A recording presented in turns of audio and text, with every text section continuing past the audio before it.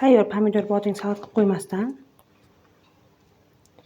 har xil salat tayyorlashni o'rganamiz qizlarjonlar. Ikki xil kolbasani katta-katta yirik to'g'raymiz. Pomidor bodringlarni ham yirik to'g'rab, pomidorning ichidagi go'shtini olmaymiz. Salatimizga yaxshi maza beradi.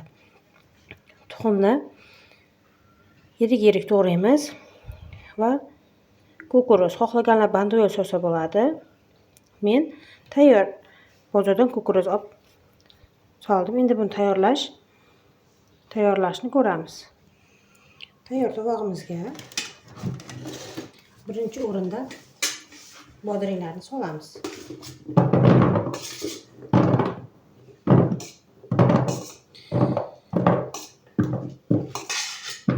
Undan so'ng pomidorlarimizni solamiz.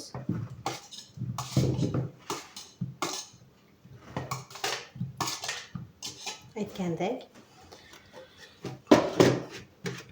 tuxumimizni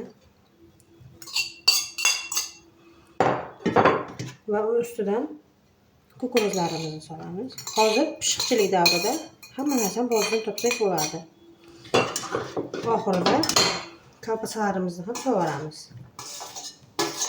Xohlaganlar menga o'xshab ikki xil so'sa bo'ladi, xohlamaganlar bir xil so'sa ham bo'ladi.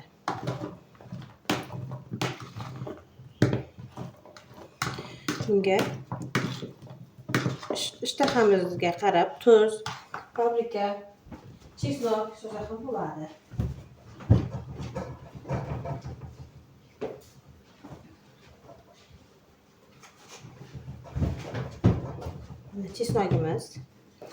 Chesnokni yirik to'g'rasa ta'mi tezroq yaxshiroq chiqadi.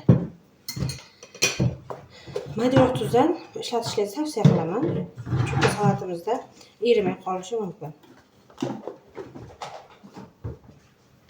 Tabga qarab, albatta, maxayifni bedona tuxumlik mayonezlarni solishingizni tavsiya qilaman. Chunki ta'mi ham zo'r, salatga ham zo'r ta'm beradi.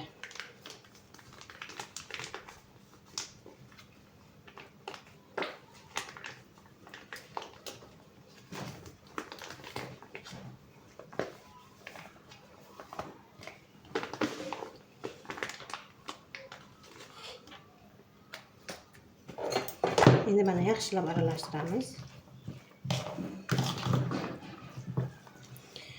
Agar mayonezni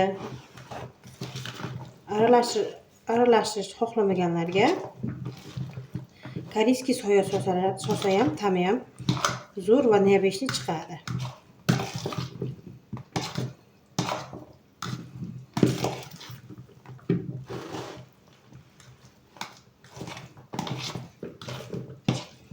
Mana salatimiz ham tayyor bo'ldi.